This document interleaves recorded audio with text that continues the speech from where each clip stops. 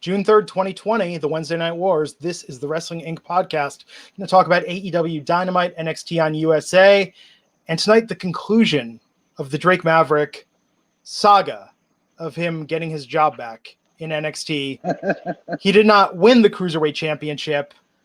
No. Out there crying, people cheering for him. He's on the ramp. Triple H comes up to him, gives him the contract. He's staying in the company.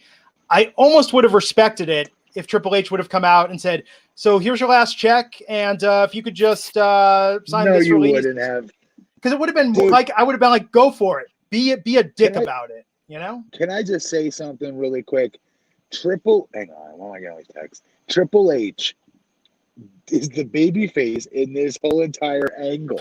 I know. He's the one who just got over tonight. Right. I know. That's what I'm saying. I wanted the swerve. I wanted him to be a jerk about it. I would have been like, well, this at least is like unforeseen. Dude, what about Justin? The proverbial, you'll shoot your eye out, kid, Santa Claus, and kick Ralphie down the slide and kick Spud down the ramp. Yeah, Vince is the evil boss who fired Drake, and then Triple H is the one who saves Drake and brings him over to his brand. He's working a great gimmick. I got to give it to him, dude. He looks like the savior of professional wrestling all the time. Yeah. The guy that we hated as a fan. I mean, good for Drake, but, you know, as Joey Dorjan saying, it did feel really forced. I mean, we knew Drake wasn't leaving the company. I don't know. I mean, like I'm there's so much more stuff to be angry about or upset about in the world right now. Like, I'm not going to waste calories, thinking about how we were worked in this perhaps less than, sensitive fashion, but Drake's got a job. Good for him. He put on a hell of a match tonight. I mean, we want what's best for him in all this. This feels like a very manipulative path that it took to get here. Yes, I agree. So what'd you think tonight, Justin? Gut feeling, who won tonight, AEW or NXT? I mean, I'm gonna think AEW just because they've been winning more. So like, there's not that like I don't think NXT had enough to like sway the pendulum to their side.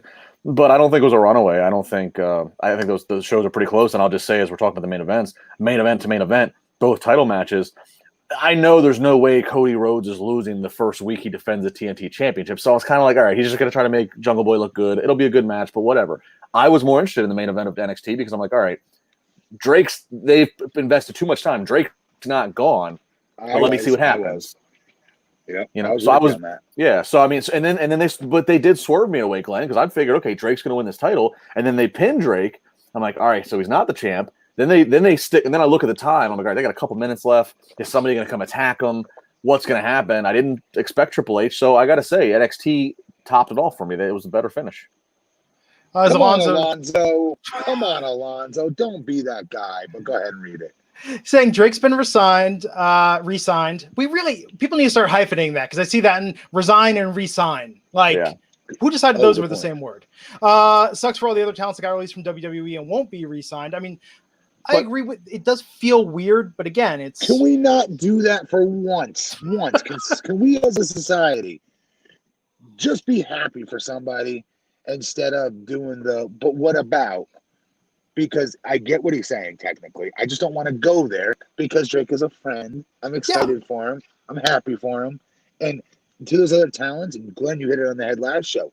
I promise you, all those talents are not going to be bugged by this whatsoever. Because anybody's ever worked with this guy gets it.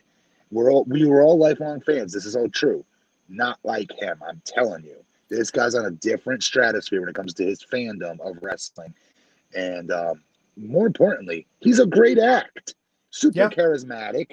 And I would always pay money to see him because he's going to entertain me. They've not done him any justice with how they booked him. And he's still got certain things over, I thought. But nowhere near as good as he did in TNA. And even Indies, I would say. He is damn entertaining. He's deserving of this. But thank you, Alonzo. Yeah, Alonzo, thanks for the money, but I got to disagree with you. That was free. That was a free comment. Oh, it was free? Oh, well, then. Because Glenn does that. Don't you know that, Justin? It's just like Raj. Glenn picks and cherry picks comments from commenters for free that he agrees with. Why don't I'll just start putting everything on the screen, Matt. Let's see how that goes. You'll lose me with my ADD. No. Yeah, Alonzo, like they said, it's not like this is a talent who his peers are like, why has this guy been hanging around as long as he has anyways? They're happy that this guy has a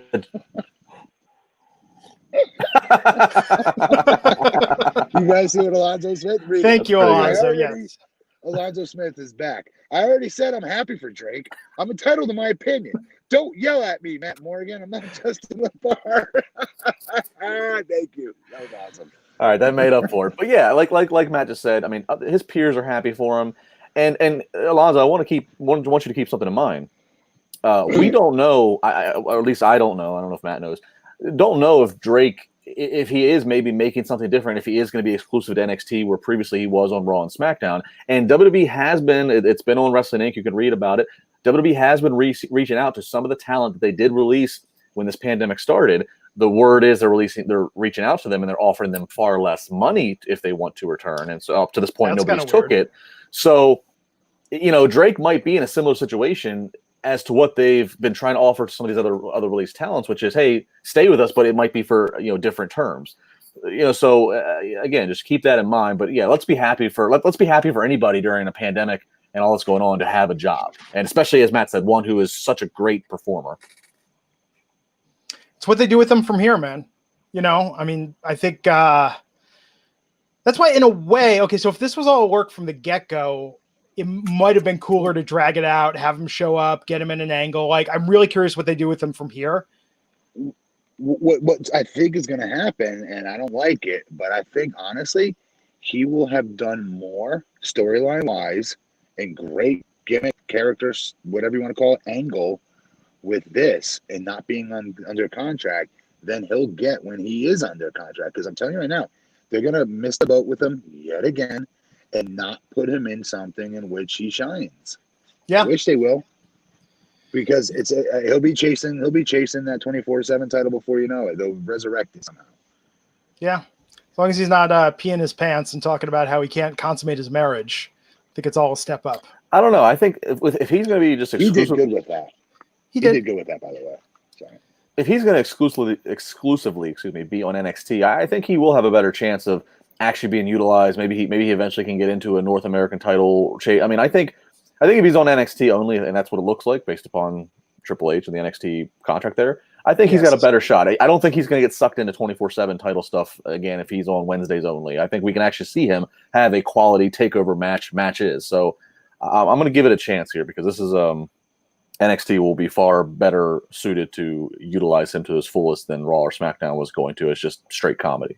And we'll talk about this, but signs of hope for that anyone can make it tonight, given what happened with Breezango. I mean, I think we know how it's going to go at TakeOver, but that tonight was a little nice, unexpected surprise. But let's talk about AEW first. The show that started off with Hangman Page and Kenny Omega against Kip Sabian and Jimmy Havoc for the AEW World Tag Team Championship. Matt, what'd you think of this match? Who won? The champions, Hangman and Kenny, retained. Okay, so just before I begin, I always want to say that. This was good. I just still don't get how Sabian and Havoc got a tag team title shot. Just wins are supposed to matter in this company. So supposed to be treating it like sport. This did not feel to me like if this was a championship match. Imagine the World Series, right? This is like a team that's not even in the damn playoffs playing in the World Series. Nobody's taking them seriously. So what I'm finding, and this isn't a good habit, is I'm finding myself being able to disassociate the sport a part of this they were supposed to be giving us with wins mattering. I was like, oh, we lost Matt Morgan. There he is. Can't hear him. Oh, and now there you are. Now we hear you. This is really good. Can you hear me? Yeah. This is good for Havoc and company, and Sabian rather. And that's not how we should be watching it, in my opinion. We should be watching it like it's a real sport to some degree and suspend their disbelief. Yeah, this didn't do anything for me. If we're talking about real sport, then real sport is you need to acknowledge the rules. And once again, this might as well just be called a tornado tag. A lot of sloppiness in the rules of tag. Once again, so they try to throw Penelope Ford out. She gets ejected by the ref. Ref's distracted. Well, then the heels take a wrench and then hit both babyface with this wrench. And it wasn't even a false finish because ref goes 1, right as his hand hits 2, babyfaces kick out. They didn't even wait till 2 3/4. And then the match goes on for another 12 minutes. There was so much, and if there's so many other things I could get into about like watching this, I just didn't get it. I didn't understand what they were trying to accomplish in this. I don't know. Yeah, to Matt's point, I don't know what made these guys earn a tag title shot. I didn't get it. It didn't do anything for me. I'm sure there was some good moves done, but it just didn't make sense. Nothing of it made sense to me. The first 20 minutes of AEW versus NXT, I'm taking NXT because this to me is a lot of waste. Jimmy Havoc is growing on me for what it's worth. There you go. Matt comes around on Jimmy Havoc. This was an okay opening to the show. After that, we had Tully Blanchard giving Shawn Spears a single black glove, a part of wrestling history for decades. Ted DiBiase, Blackjack Mulligan, Barry Windham have all worn this glove, and it's time for Shawn Spears to show how heartless he really is. What did you think of this, Matt? Did you pop for this? Yes, the old school wrestling fan was like loving this, right? However, I feel like, and if I was in Shawn Spears' position and this was positioned to me, or proposed to me, I think the mark in me would bite on this, like yes, like I did with Hogan's robe. You know what I mean? If I was at TNA, I was like, wait, I get to wear. Hold up, the robe you wore versus Andre the Giant Shea Stadium. Hell yeah, sign me up. Meanwhile, it looked terrible on me. But this is where wrestlers could be their own worst enemy. And you when you're a fan, it should be a good thing, but sometimes it's a bad thing. And Shawn is like, it feels like he keeps doing like gimmick on gimmick on gimmick on gimmick. You know what I mean? Eventually it becomes overkill. I hope he's able to make it work. I'm a big fan of him. He looks like an actual professional wrestler, a pro athlete, somebody who's in great shape, wrestles great matches. They need to get him back to where he was when he first came in, because he was red hot when he first came in. Well, speaking of gimmick on gimmick on gimmick, Justin, do you think this glove is going to end up being a like Mike situation? What does that mean? Like Mike. You haven't seen Like Mike?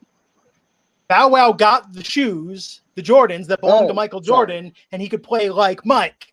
Yes, I do remember that. And I went to Michael Jackson. I apologize. Okay, yes. My bad. The production and the execution of what they shot with Tully and Shawn was good.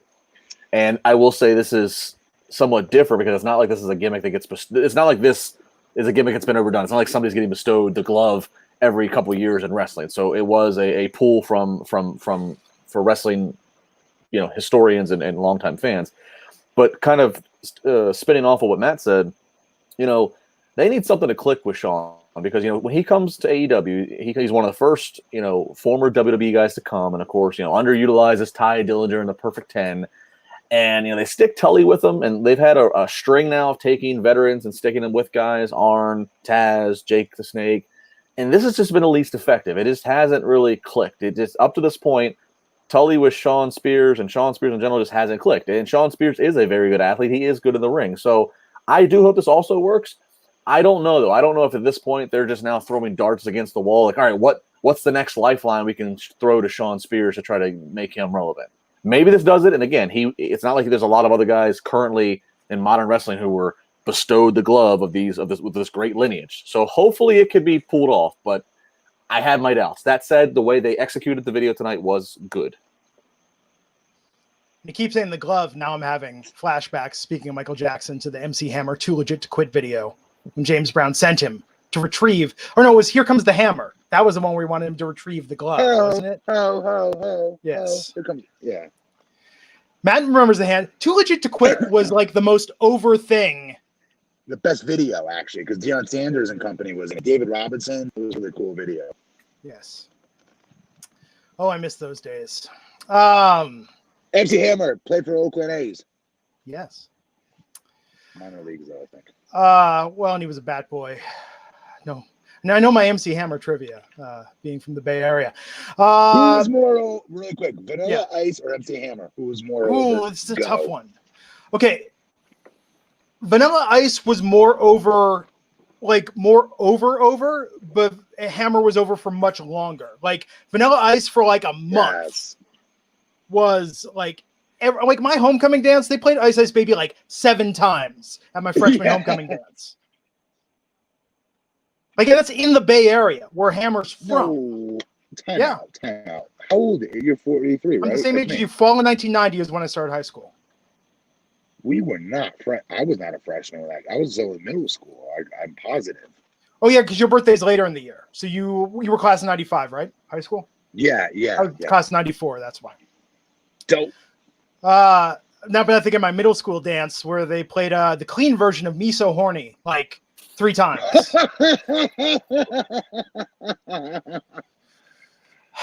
Tremendous. Absolutely. So Brian Cage with Taz. I could really this. I was class of 05 and they were playing Sierra's Goodies. The kids. God, you're so young. You're so young. Yes. So Next. Brian Cage beat Shawn Dean. Pretty simple squash. Taz cutting a promo Good. after. Yeah, Good. I know. It's surprising. This was good. This whole segment is designed. Dude, I'm sorry. AEW does an outstanding job. It sounds so basic to say this, but it's the truth because I've seen WWE screw it up time and time again. They do squash matches right. Yeah, it's the jump off point to the promo. It's like the squash match is just the big guys. Let me clarify. The big guys do the squash matches right. Kenny Omega, no. Yes. Yeah. Cage, Lance Archer, Wardlow, they've all had good squash matches. Yes. But then Kenny goes out there against a jobber and gives him 9 minutes. He gives him Steamboat Macho Man. Yeah. Kenny's got that problem. Speaking of like music, this happens in the Bay Area a lot. Like you go to a concert and then like Chris Isaac's from the area. So Kenny's got this problem. Like, let's invite Chris Isaac on stage. Now we're going to do a 30-minute jam session on a song you don't care about to showcase Chris Isaac for the audience. And then the audience like, we just want to hear the hits, man. Just go back to playing their songs. I repeat, he had one good video. One. Wicked Game, yes. Wicked Game. Yeah, that's where it was at. But that's the thing. Kenny wants to have a jam session in the ring with the guy. It's not a squash match. It's a showcase. Gotcha. So I agree. I thought this promo was good. Moxley coming out, confronting him, setting this up. Loved it. I'm feeling it. I'm just nervous. I don't want Brian Cage having to take an L yet. He is a monster. Mistake. Still a mistake I feel they made with Archer. Even though he wrestled a great match. You know, Matt, but take a look at their brief but track history here with the big man. And not to say that the big men have been destroyed, but Wardlow, what's his first big match? Cage match against Cody Rhodes, loses. Archer, first big match. Cody Rhodes, loses. Yeah. So Cage is probably gonna lose, you know. Brody Lee comes in, loses. I mean, to Moxley. P.S. Do not let Wardlow wrestle on AEW Dark ever again. He has big time main event potential. I wouldn't even let him wrestle. Continue to be, MJF's muscle, his heater. All right. And then when you have a match for him, that better be on Dynamite. You know what I mean? Because you're hurting him immediately. It happened to me when I was in WWE. They started putting me on Velocity and squash matches for Sho Funaki, Shannon Moore. Okay, and they build wins for me, but I'm like, a quarter of our audience is seeing this. No one's ever going to see this. I get what you're saying, Matt, and I'm for you. But I will say this: they at least did announce like tonight, next Tuesday on Dark, Moxley's going to have a match. So putting your world champion on Dark, WWE never did that for Velocity or Sunday Night Heat. So touche. Well, Sunday Night Heat, when they first started, they did. Rock was all over that. But yes, you're correct. They didn't put him on Velocity or what was Raw's? Was it always Heat? Yeah, it was Heat and Velocity. You're right. Yeah. Couple super chats. I am Air $2 saying Havoc said, I believe he meant Haryukin during the match. It's a Ryu reference from Street Fighter. That makes sense. Given what they did at Fyter Fest. Yeah. I always thought it was Haryukin or something like that. Yes. The spelling is Hadouken, but I've heard it pronounced a couple different ways. Unless he means the Dragon Punch. But I don't think he does. But yeah, I mean, given a Fyter Fest, the Street Fighter cosplay, this all makes sense. Justin Lopez. Oh, I'm sorry. Go ahead. You Just think that's lame to be yeah. shouting out video game references in the middle of a wrestling match? Unless right before your finisher, you yell out, your partner yells out, "Finish him," like Mortal Kombat. That would be badass. Raj right now is going, like Ryback does. Like Ryback does. Justin Lopez, $5. They do too many number one contenders matches. I thought titles and matches would always be determined by record always. I feel like the records, the win-loss thing isn't working out how they thought it was going to. Of course not. No, of course not. Go ahead, Justin. Because also you can have records, and that's kind of cool. You keep track of it, but there's also such a thing as strength of schedule. There's also such a thing of who did you lose to? Who did you beat? They should do that. They should bring that in, actually. Yeah, you can have a good. You can finagle it by saying, "Wait, hang on here. How does Havoc and what's his name, Sabian, have a match for the World Tag Team titles? They are not jobbers, but they're lower card wrestlers. This makes no sense. Their win-loss record sucks. They may sucks, but hey, they lost to the Young Bucks 17 times in a row. Yeah. So look. Yeah. I don't know. When the committee is trying to figure out the March Madness bracket, yeah, there might be a team that's higher seed that has more losses, but the strength of schedule dictates they lost to some really good freaking teams. So you have to take that into consideration. We could have MJF try and get the most wins, and it turns out he's paying off his opponents to take a dive just to like boost his record. There's a lot they could do with this. Matthew Pierce, $4.99, saying AEW is putting out the most entertaining product across the wrestling board right now! ! Cody is awesome. And Phil, Canadian, $5. That's like $4.75 American. Saying, question for Matt. Great I realize really AEW uses cables. What's the difference between cables and ropes? As always, love you guys. So ropes is what WWE uses, and it's what it is. It's ropes. AEW, TNA, WCW use helicopter wire cable for that matter, and then they wrap a hose around that cable, and around that is a bunch of tape, right? And for cruiserweights, the cable's much better. I always felt like I was thinking a playpen, though, to be honest. When I was in the six-sided ring at TNA, I always felt the ropes were really short. WCW's were even shorter. It was easier to step over that top rope, you could tell. Like, it came, the top rope in WCW came up to, like, Kevin Nash's, like, his butt would go over the top turnbuckle, you know, whereas in a real ring, not so much. And so with real ropes, though, again, they actually do give this really ridiculous amount of spring when you hit them, believe it or not, ironically. But again, with the cables, they're better based to jump off of and do, like AJ Styles, for instance, is what do you call it? Fantasy used to do it. Forearm. Yeah. Anything you do off the top rope is easier to do and balance yourself with cables. And they hurt like hell, though, when you hit them. It's like hitting a wall. And you get all these terrible marks on you, I would say, that are much worse than WWE's ropes if you hit cables really hard. Yeah, and to go off what Matt said, if for that person asking about the difference of the ropes, if you watch WWE's rings, because like Matt said, the WCW, the TNA, the AEW, they are easier you have more room for your feet to balance. So what WWE does to combat that, if you look, there's always going to be one or two particular corners where as the rope meets the turnbuckle pad, there's extra tape that's been wrapped around the rope to make it thicker. So that way the guys can jump off the top rope in that corner, so they have a little bit more of something to put their boot on. You'll notice it's like a thin rope, and all of a sudden it bulges out real big right before the turnbuckle pad, because those are the corners that they're designating. That's where you should jump from, so that way you have more, more room to balance your feet on. John Nelson pointing out that I should have segued to a Blue Chew or Manscaped promo after the 2 Live Crew reference. I was thinking that at the time, but we have a lot to get to tonight, so no Blue Chew this evening. But we did have a super chat. Wolfbane, $2. Glenn's haircut makes him look like the boss baby. Well, my daughter loves that show. That's hilarious. Best of all the babies. Maybe I'll make some extra money on Cameo, doing cameos, shout outs as the boss baby. And Leonza Duncan, $2. You could have just said this for free, Leonza. Pumps in the Bump, the best Hammer video. Hashtag Hammerthong.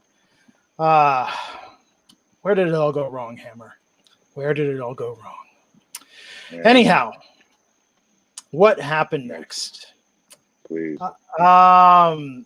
Colt Cabana. Oh, wait. No, first, before that, we had Lance Archer beating up some guy outdoors, talking with Alex Marvez. Jake Roberts looked on, saw Archer wasn't in a great mood. What do you do next with Archer, Matt? He's got to go on a vicious streak again. He's got to start killing people again, annihilating them. Honestly, they could do a lot of good with that backyard stuff they were doing with him that one time. I would make that an actual thing. I really would. Just something to make him different. It gives the show a different aesthetic. You know what'd be cool? Lance Archer going to a bar. That would be cool. Like APA used to do. You get to a huge fight with sugar glass for beer bottles to make him, look like you're being hit over the head with them. It'd make him look a lot meaner again because he needs to get mean again after that loss. You should hook him up with those guys in Hawaii that took you to the illegal cage fight. That's the type of vignettes he should be doing. I would actually, because tonight wasn't backyard, but it was like some random spot under a bridge, and he's beating up some guy, and Jake's trying to control him. I kind of agree with what Matt said. The vignette they did when he was like having like the redneck fight club, that looked pretty cool. They're not going in this direction. It doesn't appear, but I would let him go in the direction of eventually colliding with a Matt Hardy and let him get down with a Matt Hardy, somebody who has huge credibility. Matt wouldn't be harmed by putting over Lance, and you could do some stuff off-site, not just in the wrestling. You could have a match with Matt Hardy in the wrestling ring as more traditional Matt Hardy, but then when Matt becomes broken and all of his supernatural, let Lance go to the Hardy compound, let some stuff happen there. I think it would be a way to get Lance over. So it doesn't appear they're going to go that direction, but that would be a booking suggestion of mine if I had to say. Speaking of Private Party, they were backstage. We had Matt Hardy talking to Quen. That's correct pronunciation. I don't think I've ever said his name before. But really putting him over with this. Yeah, absolutely. And then him putting him over, saying you're the future of the tag wrestling here in AEW, and Private Party, Hardy Party. Yeah, this was a good endorsement by Matt. Yes, it was. And they are the future of tag team wrestling. I agree. Colt Cabana versus Chris Jericho with Jake Hager. It's kind of like we were talking earlier. We knew Colt wasn't going to win this one. But what'd you think of the match? Great match. I'm always entertained by Colt. I really am. I'm usually not a fan of comedy wrestling and whatnot in his style generally. But when he does it, I am. He's just different. He does a lot of cool, different things that I appreciate as a performer myself, as a wrestler myself. I'm like, damn, I could pull that out. I couldn't do that. Like his pinning predicaments he goes into sometimes, they're really impressive. Yeah, and Colt for his size, he doesn't appear, because he's not the tallest guy. He's definitely not the most muscular guy. But if you actually stand next to Colt, I mean, he's a pretty built boy, but he can do some things that a guy of his size would normally. When you wear a singlet, it shortens you. It's a fact of the pro wrestling world. Yeah, that's why I want Wardlow out of that singlet, because he's a beast. But anyways, it makes Cabana look. It's same with Ryback. I say the same thing about Ryback. I'm like, dude, he's jacked. Why is he covering any of that body up? He looks amazing. But Cabana, it does shorten him for whatever rhyme or reason a little bit. Same with RVD. RVD, you've seen him in person, right, guys? Mm-hmm. He's deceivingly tall. He's every bit of easily 6'2". He's 6'3". Yeah. And he's a very solid. But with the singlet, it doesn't look like that, right? Yeah, that's a great point, Matt. Because especially with RVD, he wears a singlet and then he has knee pads and he has kick pads that cover all of the bottom half of his legs, so you really don't see how tall he is. He has such big legs. Yeah, exactly. He's got big, thick tree trunk legs too, man. Yeah. But back to Cabana, he's much taller than people think he is. So after this match, Jericho, after he got the win, was calling out Tyson, and he said we got Orange Cassidy, who put Jericho's hands in his belt, Orange Cassidy style. Hager went after him, ducked and rolled out of the ring. Best friends brought him over the rail. Santana and Ortiz ran out of the ring. And to talk some trash. His best friends at Cassidy walked away. All right, so but yeah, please. He is over. So if you're not bringing out Mike Tyson, can't believe I'm saying this. You can bring out Orange Cassidy because the kid is over. You can't say he's not. He's over, dude. I popped for it. I would pay $50 just to watch Orange Cassidy versus Mike Tyson. That's the money. You're right. I'm being dead serious right now, Glenn. I swear to you, that would be more entertaining. Yeah. And I think Tyson would have a great time with that as well.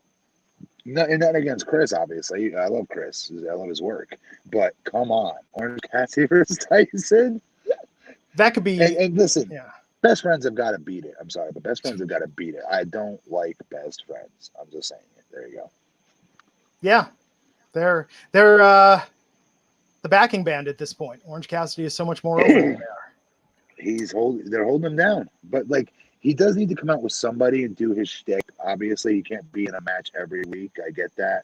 Then just don't book him. Have him do backstage stuff. He's funny as heck backstage too. Yeah, I agree. He's the Beyonce of the group. He needs to go solo. We'll elevate him further. Good call. Good call. Yes. Good call. Best friends Destiny Child. That's all right. I'm going there. God. Let's talk about this montage for Britt Baker. Her working out in a wheelchair. Dude, she is lighting it up. I'm sorry. She is feeling herself right now. This is, you all got, every fan watching this podcast and listening, rather, go back and watch Britt Baker from the beginning to her transition, which was not very smooth, into a heel. And look at the growth of that character. When I've told you guys countless times, for me to finally hit it in TNA with the blueprint shtick, I had to figure out who I am as a man first, as a young man in this world first. And once I felt who I was and got confident in who I am as a young man, then I was able to get fully into the blueprint character, and it was just reactionary after a while. Britt Baker is there right now.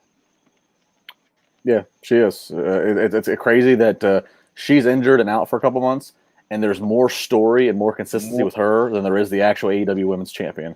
No question. It's just way more over. When Britt, it's amazing, and I've said it before. Britt had never been a heel prior to this, and she's loving it, and she's doing great with it.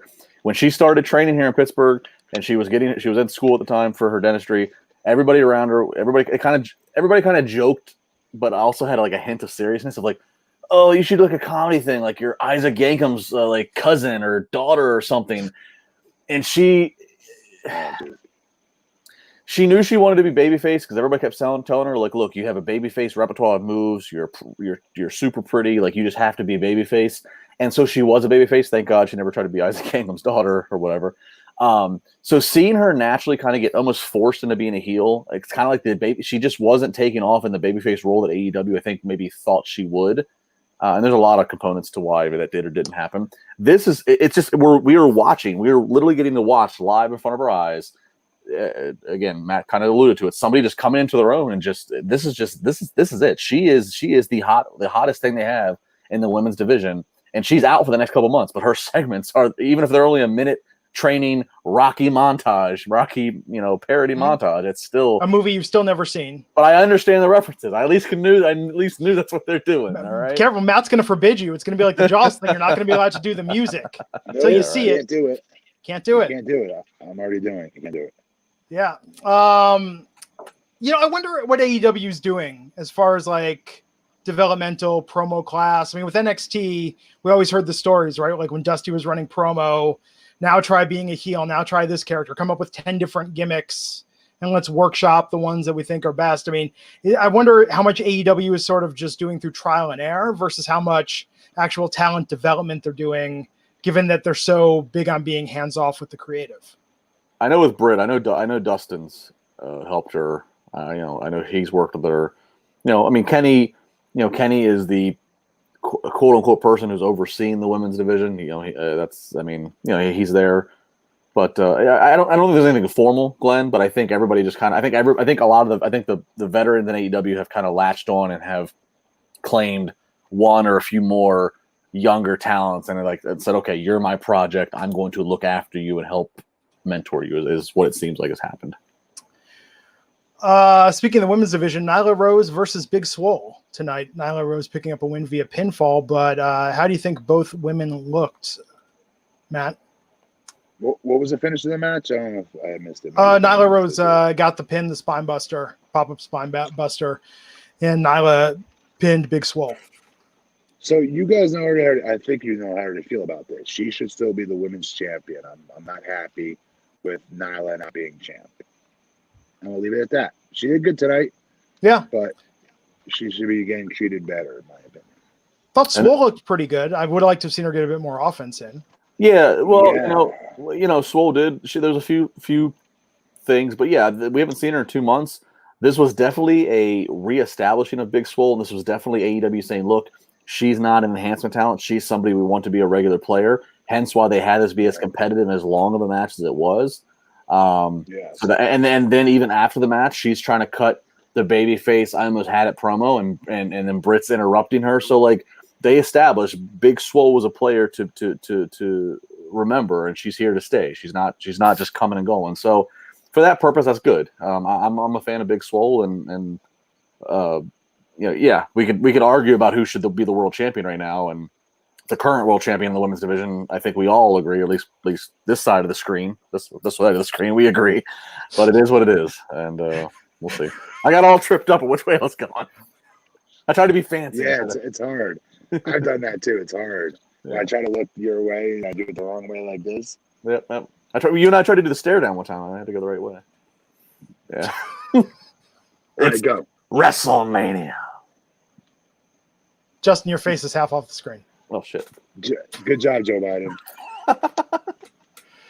Good Lord. Oh man. So, what happened after that? Darby Allin, not cleared for action yet. What happened? Calling out. I mean, just injured in the casino ladder match, but it sounded like he was calling out Brian Cage a little bit. Man, Bad idea, Darby. well, bad idea for multiple reasons. I mean, Darby shouldn't be getting squashed. But Cage shouldn't be having competitive matches either. Right, I agree. Yeah, hope they don't go down that route. Me either. FTR, Tony Schiavone talking to the formerly the Revival tonight for the Revolution. What did you think of this interview, Matt? Is that their name for the Revolution? They said it can mean many things. I liked it. I did. I know you can't go right to them versus Young Bucks right away, right? No, you can't. That's why they came in his faces. Hold that off. You know, which is very hard to do. They have no fans in the arena, and this is a smart play. Let me ask you a question. Would it have been better, and I don't want to armchair, that is what we do. We armchair book their show for them, right? We are the know-it-alls. So easier said in hindsight being 2020, easier said than done. With that said, okay, do you think it would have been better to hold them off in their debut until fans were back? No, because if you go on that, if you do that, you have to second guess everything else. Brody Lee was supposed to debut as the Exalted One in Rochester in his hometown, and he would have got a like. If you sit by and go, we can't waste this in front of no fans. We can't waste this. Next thing you know, it's August, and you have all this stuff that's just sitting there waiting. Like, but if fans are back next week, it's going to seem pretty like a missed opportunity that they didn't just wait 2 weeks. Guys, all three of us in our lives, it's not related to wrestling. We all have talked about this all. The situation of the pandemic is so fluid. It changes so much day to day, week to week. It's true. You just can't. Obviously, Tony Khan and AEW made the decision. We're going to go forward. I mean, I think it's even been on the record at this point that Tony Khan had called Brody Lee and said, "Look, if you want to wait and hold your debut off, we can do that." And Brody said, "No, let's just go." But if you start setting the precedent that we're going to not do any of the cool stuff until fans get back, again, in March and April, especially when a lot of this stuff was being planned and you're starting to sign people to contracts, you don't know. I mean, luckily here in the month of June, some states, every state at some point is reopening and we're trying to get closer to the new normal, but you just have to move forward. You have to accept this is a situation. We don't have a bunch of fans. Let's just move forward. I think they will. It's smart. FTR comes in, make them baby faces, because even though you don't have fans there live, you have all the fans watching at home and on social media who want to see these guys succeed for a minute. They were underutilized, given a comedy crap gimmick in WWE, so you don't need to make them heels right away. Hopefully you can wait to have them turn heel, have the money match with Young Bucks, and by that point at All Out, you do have fans. So initially, I'm all for them coming in being baby faces against Butcher and Blade, who are just kind of out there and booking purgatory, essentially. So they announced Fyter Fest is going to take place over 2 weeks. on AEW Dynamite on TNT. So it'll be free, not a pay-per-view. It'll be July 1st and July 8th will be Fyter Fest. Yay. You're very excited about this, Matt. What video game cosplay will they do this year at Fyter Fest that'll get Matt to pop? Zero. Nothing. No, Nothing. Not one. There's not a single video game that someone could come out dressed as, and Matt wouldn't be like, oh, No, that's cool. I don't want them doing cosplay. I'm not entertained by that.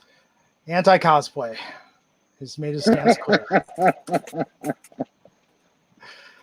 Is it because that time I was disappointed? To be butt kickers, pro athletes, people you want to meet in a dark alley, whatever have you. That's the way I like my wrestlers. That one time I said, I couldn't believe you never were Zangief from Street Fighter for Halloween. I tell you, there's money in that match, man. Yeah, missed opportunity. Let's talk backstage. Marvez was talking with Colt Cabana after the loss. Brody Lee showed up, told him it's what he does after a loss and how he responds. So Colt Cabana perhaps mixing it up with the Dark Order, ? Yeah, I can see that. And that's good for Colt, I think. Yeah, could be something. Cody versus Jungle Boy for the AEW TNT Championship in the main event tonight. So, of course, Cody retained in this. There was blood. There was a table spot. What did you think of this match in the main event, Matt? I thought it was very good. Very, very good. But again, my attention was on NXT. Yeah. Yeah, same. Good match, but I had no need to catch every moment of this match because I knew what was trying to be done and what the outcome was going to be in it. And it was exactly what I figured. So I was far more focused on the screen that I had NXT on. NXT's ending was surprising. I think we thought Drake was going to get the win. I mean, we knew he was going to stay, but yes, at least they didn't do it in the most predictable way possible. The chat rooms keep commenting on my hair. I cut my hair again using my Manscaped. Talk about this the next time we've got an ad later this month. But tonight, let's hop right into the NXT, which opened with Candice LeRae versus Mia Yim tonight. Double count out ending. And overall, I like this. It's kind of interesting that a couple years ago, WWE tried with the Facebook or whatever, they tried to do the mixed match challenge where they tried to pair all kinds of different guys and girls up. Yeah. Now they actually in NXT have some organic mixed match challenge happening between Mia and Keith, Candice and Johnny, Karrion and Scarlett. In this day and age where social media and everything, we know everybody's business. We know who is, we know Lana isn't really with Bobby Lashley. So, get the F out of here with trying to sell me on that. I like them. I kind of like this. I like Keith. I like all four participants. I like all that happened. There was a lot that went down. If you want to go back and break it down and watch yourself, you can see how it happened. I like this. I like the natural mixed combinations that are happening here of guy and girl and the stories that are being told and the vignettes that are being shot.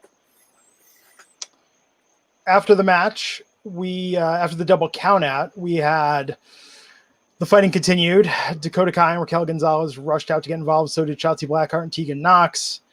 Matt, I want to get your thoughts on this match, but are you a little worried given that you have the same fondness for NXT's women's division about this talk of more call-ups? Justin, I know you hate that term, to the main roster, but I mean, I don't want to see any more women leave NXT at this point. I think they've got a really, really good thing going. But no, because they'll screw them up when they bring them to on SmackDown too, I fear. Yeah.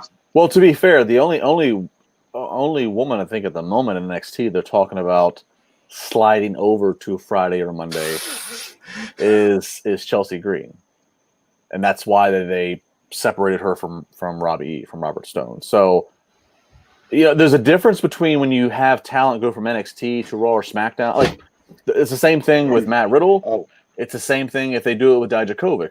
None of these talents in NXT got to the top at NXT, won the world title, held the world title for a while. They've had some success, so that might be better. The problem that's happened is when we've seen guys like Finn, like Joe, like Bobby Roode, and many others who got to the top of the NXT mountain, sustained takeover main events for a certain amount of time, then got brought to Raw or SmackDown. There was a bar that was here, and Vince and company were not ready to put them there. It just wasn't going to happen. So the fact that Matt Riddle never became NXT World Champion, the fact that Dominik Dijakovic, who we think is going to come on Raw soon, never became World Champion, the fact that Chelsea Green kind of had a cup of coffee when you really look at it, NXT, that might fare better for them on their expectations and usage on Raw or SmackDown.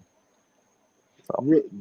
That took forever, but because then I forget what I'm gonna. I get forget what I was gonna say. Couldn't have been that good then. This is true, more than likely true. But Chelsea Green, Robert Stone. I made my video. That's right. I don't know. There goes my phone. I don't know when it will play it. It comes after she gets rid of him and fires him. So whenever that, so that should be coming. Be ready to see it. Brian Berry 499 asking, do we think WWE and AEW should do a cross-promotion pay-per-view, and is that what's missing from wrestling nowadays? I don't think that will happen, ever. Brian, what are you thinking? There's no way Vince would ever be okay with that. Ever. No. Yeah, too much risk. Would I like to see some matchups with a lot of like the Bucks and Omega and Hangman versus some WWE talent like AJ and stuff? Yeah, I would.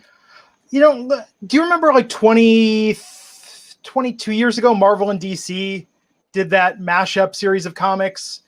And it was, to borrow a phrase that you love, Matt, it was cute, but it wasn't as good as you'd think it would be to see like Captain America and Superman. Right. Like, some things just work better as a fantasy. The reality is ultimately a letdown. Totally true. The invasion angle being a great example of that. Oh, God. They didn't get to use the right talents. Yeah. When you don't have access to the NWO and it's just so many people. Sting, Goldberg, so many people. Yeah. Here's Chuck Plum. Sorry, Chuck. Here's Chuck Palumbo. Here's Buff Backwell. Yeah. I actually would have preferred they kept. I would have preferred they kept Buff Backwell for it. At least he had a personality and charisma. So that led into the mixed match of Johnny Gargano and Candice LeRae versus Keith Lee and Mia Yim, with Candice LeRae and Johnny Gargano getting the win. Yeah. This is nothing for me. I'm just gonna be honest. It was all right. We got build up for Karrion Kross versus Tommaso Ciampa at Sunday's Takeover in Your House event. Can't believe that's coming up Sunday. Really looking forward to that. Well, it does. Honestly, to me, it feels like it's taking forever to get here. But looking forward to that. Definitely want to see what they do with him, with Kross. How do they book him? How do they see him? We'll know after this match. Yeah, I think we all expect Kross to win. We don't expect him to lose. But, like, how long does it take? How much offense does Ciampa get? Like, that's the stuff that'll be fun to watch. I think it'll be a normal match, a normal timed out match. This is not going to be fast. How many false finishes, Matt? Aren't they doing it like in a different setting? I thought. No, that's Cole and Dream for the title. Oh, sorry. No, this was 25. I don't know. So what happened next? Dexter Lumis was backstage, giving his. He didn't say anything when asked about Velveteen Dream's chance of defeating Adam Cole on Sunday. But Lumis was drawing something. I believe. Can I just say, he sounds like a villain from Dexter. Yes. I think it's what they're going for. Oh, there you go. Big Dexter fans in the NXT creative. We got the preview for Velveteen Dream versus Adam Cole at TakeOver. Good. That was cool. I got Drake Maverick building up his match in the main event. And I did like him saying that, screw it. I'm going to go to catering. I'm going to eat those cookies. I'm going to have chocolate cake. I like that they were kind of playing up this attitude that he had made peace with whatever the outcome was going to be of the match. I thought that was solid character work. Yeah, definitely. Then we had Tony Nese versus Isaiah Swerve Scott. This was pretty good, I thought, actually. I like this. Yeah, I'm a big fan of Swerve. Swerve. Oh, and they did reveal what Dexter Lumis was drawing. It was the Undisputed Era in the back of a car that he was driving. It was a good drawing. I don't know who actually did it. Drawing. I don't know if it's him or who actually did it. It was a good drawing. Good cartoon drawing. A little bit of foreshadowing there, maybe. Perhaps. Oh, the number one contenders triple threat for the tag titles, the Undisputed Era versus Oni Lorcan and Danny Burch versus a surprise entrant, which was Breezango. Now they're astronauts. I forgot they were even there. With That's all the right. It was good. It was a good pop. With all the releases we've had and this and that, I like both those guys, Tyler and Fandango. I forgot they were even there. So yeah, it would have made me go, oh, hey, look, that's cool. Hey, forgot. Man, this did nothing for me, honestly. Well, Breezango won. I'm assuming they're not going to win the tag titles, but good for them to get something. It is, but like they don't need the gimmick on gimmick stuff, especially in NXT. I think it works better with an audience. But remember, Tyler Breeze Definitely had the match of his career a couple months ago Yes, on he NXT. did. And that was with no Yes. gimmicks, so maybe you got a point there. They don't need it.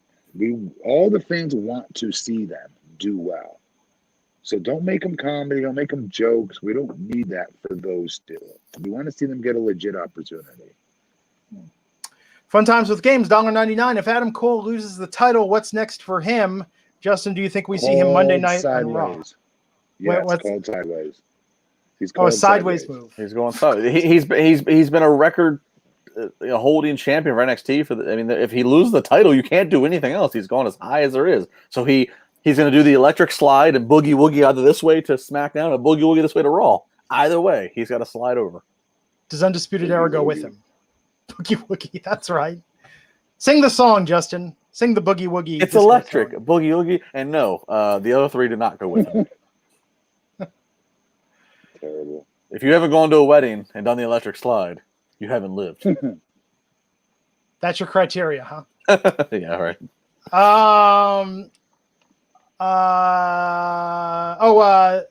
Imperium was ringside on this, staring down the new number one contenders. Oh, and then Indus Sher was also out there with Malcolm Bivens. Three-way stare down. Dude, where do you read these reports from? Do you read them on Wrestling Inc.? This is from Wrestling Inc. No offense, Wrestling Inc. did a terrible job because Glenn's struggling reading them and staying in order. So I blame Wrestling Inc. Okay, we got some super chats, which we'll get to in a minute. Let me take this off the screen. So, Aaliyah versus Santana Garrett. Santana so Garrett happy to see picking up Santana Garrett. So happy for her. She's worked so hard, you guys. I know I say about everybody, but she really has. She's worked so hard to get here. Happy to see it. She deserves it, and I hope she gets an authentic opportunity. I think she is. She's getting a win here. Yeah. This was not long, but this was really good for what it was, and this was hard hitting. Both girls hard hitting. Santana gets a win. The story here is like, Robert Stone had his new client. She loses. He's kind of like losing his mind.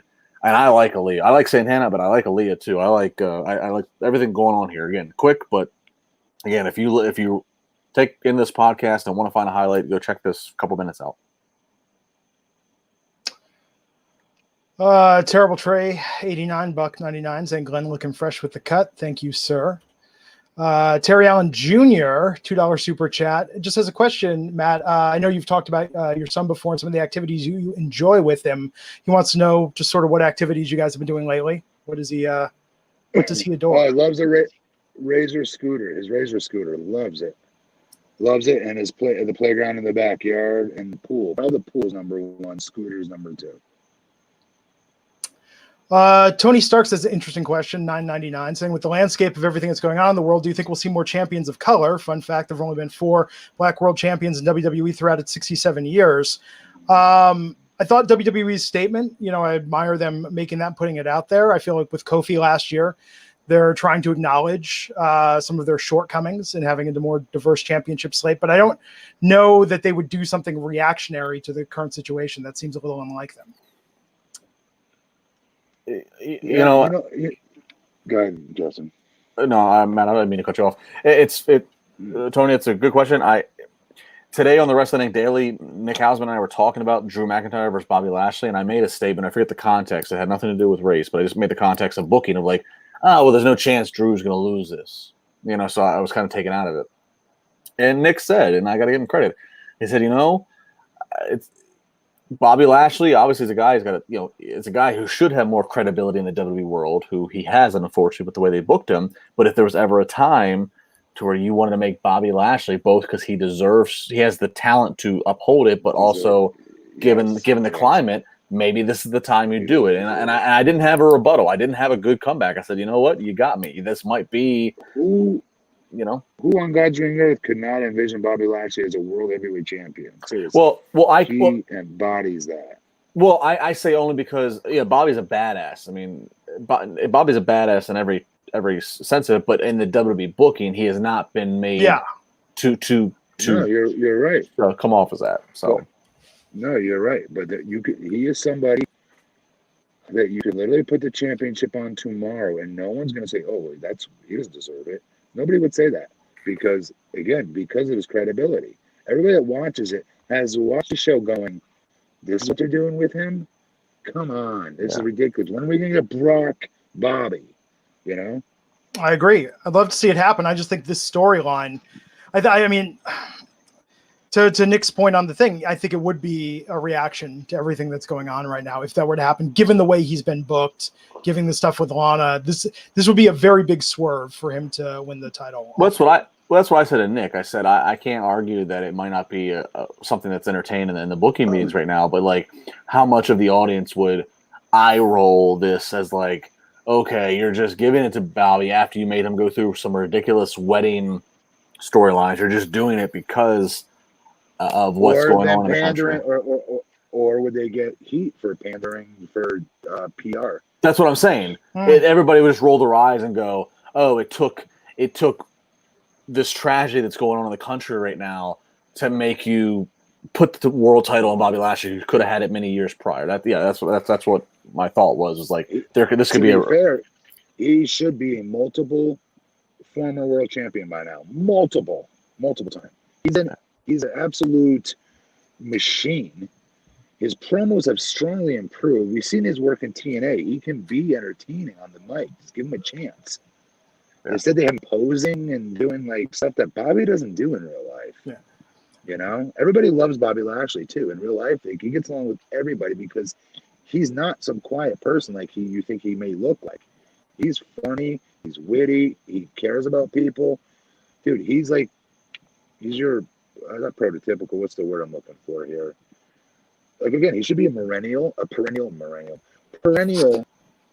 heavyweight champion by now. Like, I don't know. Well, that's why I think nobody believes that he's a guy that was like a home wrecker to Rusev and Lana, which they've been trying to push for 6 months. It's like the opposite. It's like opposite. Like, like making me stutter. Like it's like, here's a guy with a communications degree in public speaking. You know what I mean? Let's take that away from him. Yeah. Like what's next? Taking away my height, making me walk out on my knees.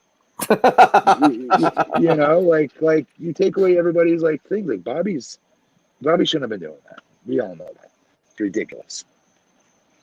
Yeah. I mean, we'll see what happens. I think he's deserving of a championship title run, but this does not feel like that's the trajectory his storyline is on. With Kofi, it felt like the story was so organic, such a natural groundswell of support. It was awesome. That was awesome. It was a moment in time for sure. I would be interested in the statistic is how many in totality. Well, see, there's no way to do that because there's developmental too, right?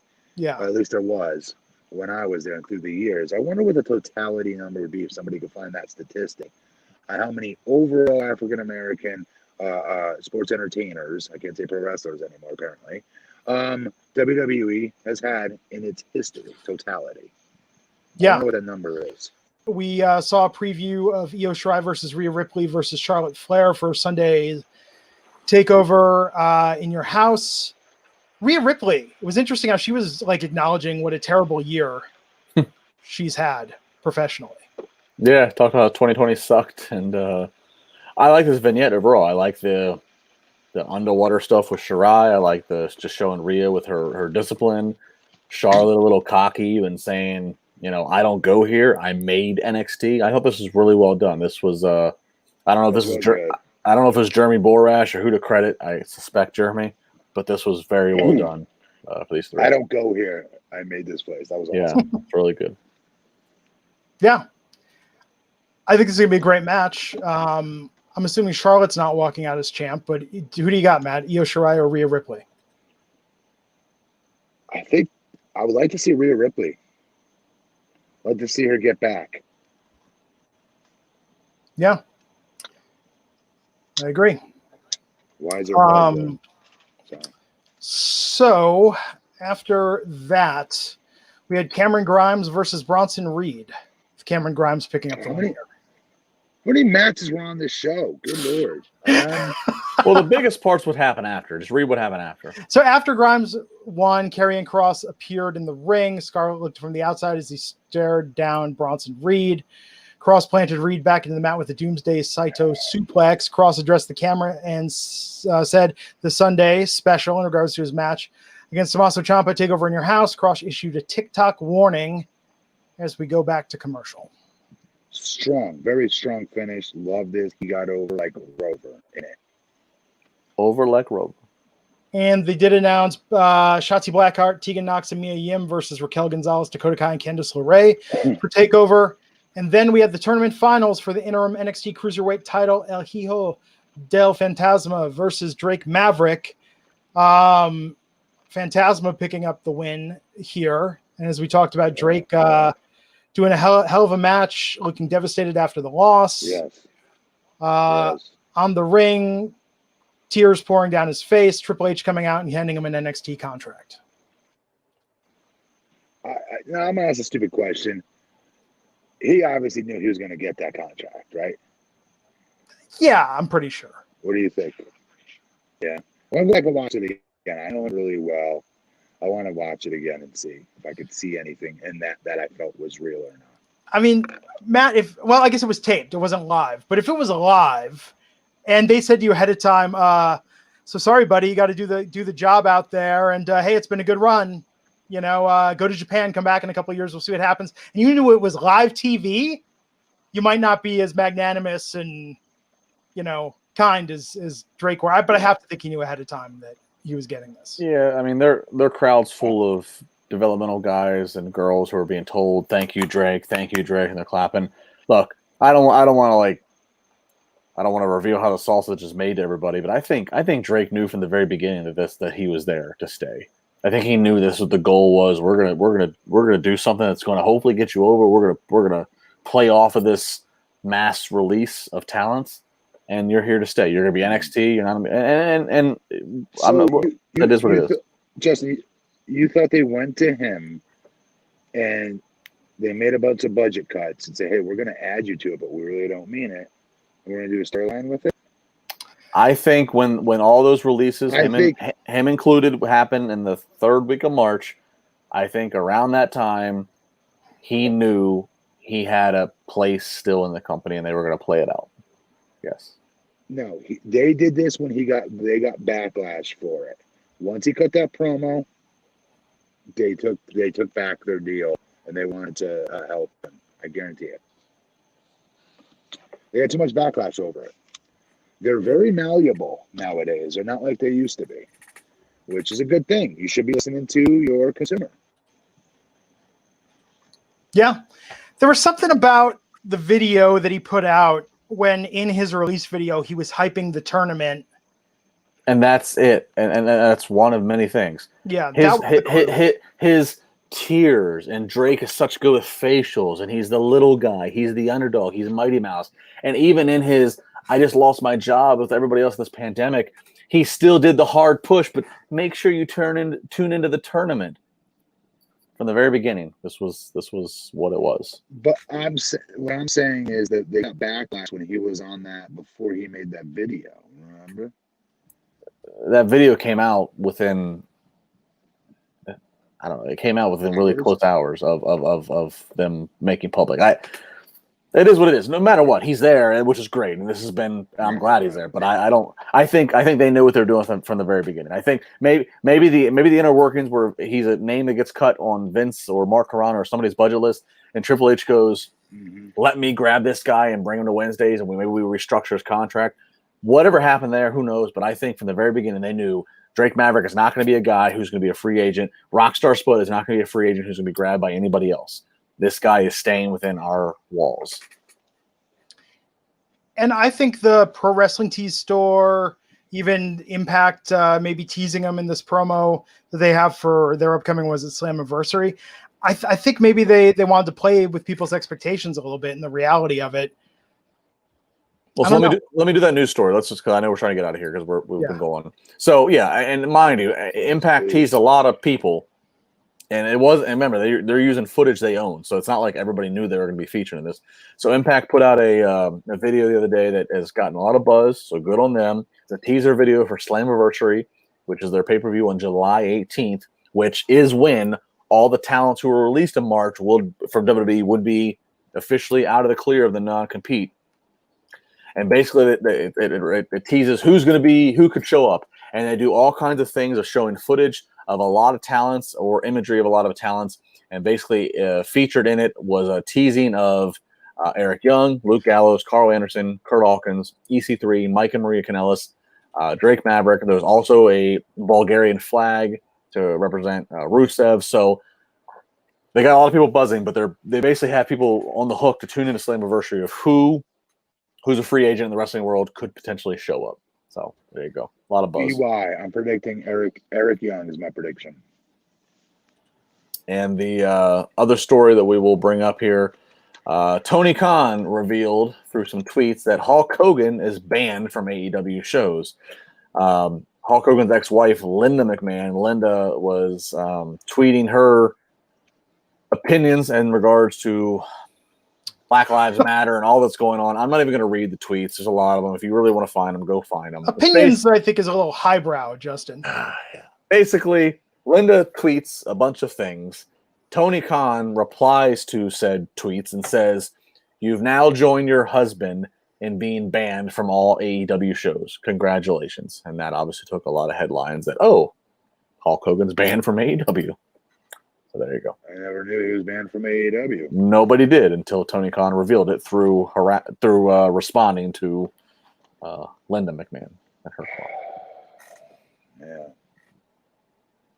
Or Linda Hogan. I said Linda McMahon. God, sorry. Yeah. Linda Hogan. Getting all confused. Jesus. Sorry. Linda Hogan. Hulk Hogan probably can't go to a wrestling event unless it's like a sanctioned, prearranged thing anyhow. I mean, can you imagine him just in the crowd at anything and not at a wrestling event, not distracting from everything else going on? I mean, his other controversies aside, it does seem sort of, yeah. Anyhow, what else do we got? Any other news stories? That's it. That's enough. That's enough. Sounds good, folks. So Friday night. Thanks, guys. Justin won't be here. We'll have Friday Night Raj. Good luck, guys. He's at BP Matt Morgan. He's at Justin LaBar. Matt Glenn Rubenstein. We'll catch you back here Friday for SmackDown on the